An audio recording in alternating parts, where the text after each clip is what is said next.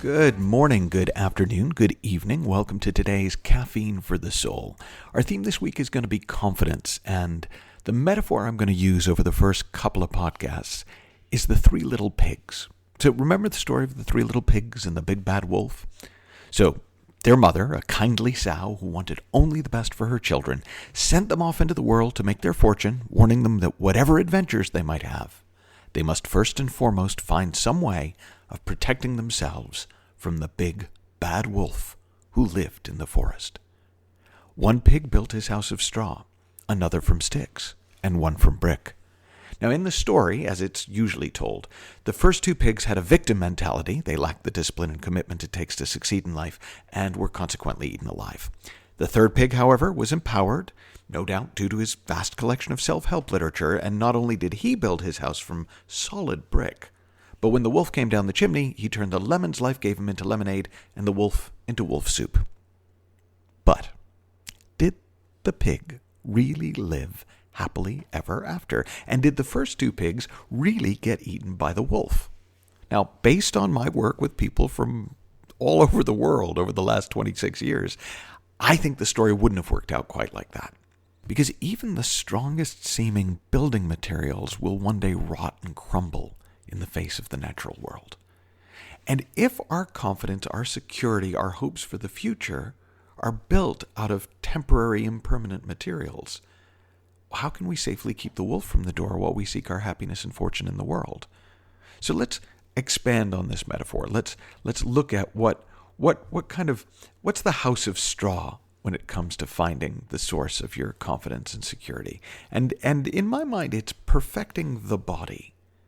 There's an Audrey Hepburn quote I love. Makeup can only make you look pretty on the outside, but it doesn't help if you're ugly on the inside, unless you eat the makeup.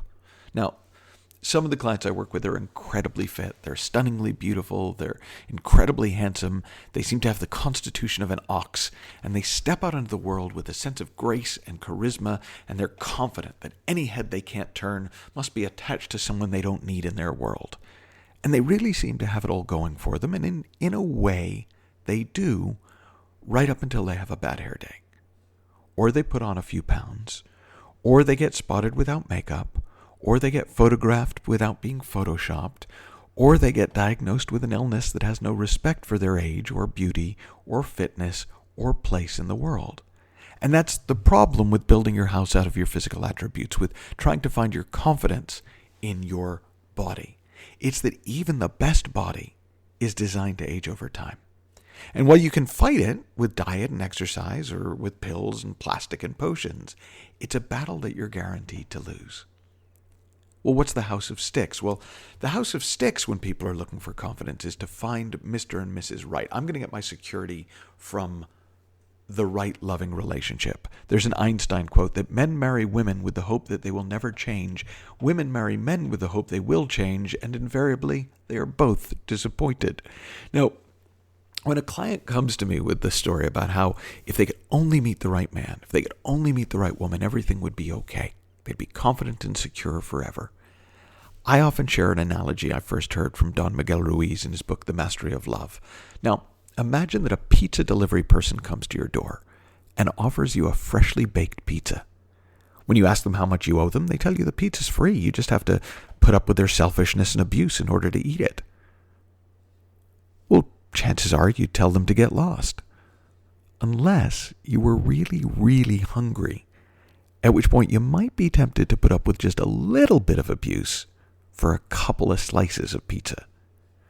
Every time you filled up, you'd tell them to get lost. And every time you got empty, you'd invite them back in. Now, the point of the analogy is not that relationships can't be wonderful. The point is that as long as you confuse the emptiness everyone feels from time to time with a hunger for sex or romance, you're going to continue to try to keep the wolf at bay inside of a house that you've built on a succession of wobbly relationships and makeshift romances. And when the winds of change start to huff and puff, they'll surely blow that house down.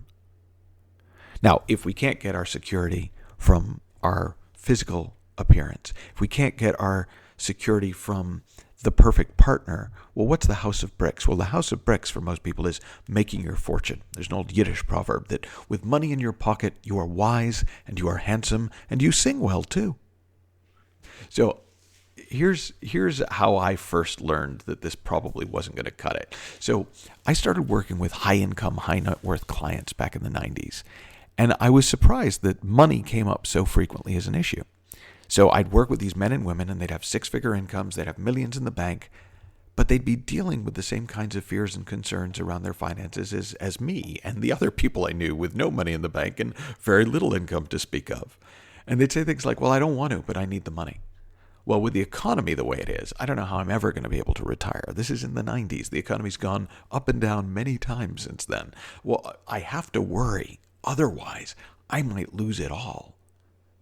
Apparently, having a high income or a huge bank balance had little or no impact on feeling secure about money. And I actually found this really disconcerting because I had somehow convinced myself that there was a magic number and that once my bank balance hit it, I'd never have to worry about money again.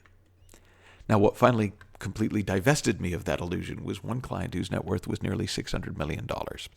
And he told me that he woke up every morning wondering if today was going to be the day he lost it all. And it finally got through to me that if $600 million wasn't enough to guarantee financial security, $600 billion wouldn't be enough either, and 600,000 probably wouldn't be enough, or 100,000, or whatever other number had seemed to my brain at the time to be more money than I could possibly spend in a lifetime. And in fact, my number then was 5. I thought, $5 million, I'll never worry again. Here's what I learned from the $600 million man. Every time people try to use their bank balance to buoy up their confidence, the confidence not only wobbles, it crumbles beneath their feet. And I've seen it for myself. No matter how many bricks I use to build my house, if those bricks are made out of gold, I'm always going to be worried about them melting when the heat is on and the wolves breathing heavily at my door. So if I can't take my confidence from my physical well-being, and I can't take my confidence from the love I have for and from my partner, in my case, my wife, and I can't find my confidence in my bank balance, no matter how healthy my bank balance might seem, well, am I doomed? Am I just never going to really feel confident and secure? Am I just going to have to keep struggling and grabbing what odd moments of happiness I can on my inexorable decline towards death? Well, obviously, no. I don't think that would be really worth our spending an entire podcast episode on. But it's a good question. Do we need to give up on our bodies or our finances or our relationships in order to find confidence and security? In other words, is the only way out to become empowered little pigs, or more desperate still, maybe we can join the wolf's gang, right? Maybe we can try and make our way in the world by preying on those who are weaker or more frightened than we are. Maybe that will make us confident and secure. Well, it's going to come as no shock to you that the answer to all of those questions is no. Because the strength of a house is less a function of the materials used to build it than the stability of the foundation it's built on. And when we begin to see through the misunderstanding of who we really are and where our experience is coming from, we find solid ground on which to build our lives. So I'm going to talk about that more in the next podcast, but until then, here's something for you to reflect on.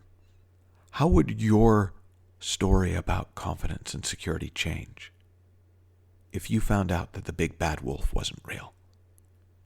Have fun, learn heaps, and happy exploring. I'll talk to you tomorrow.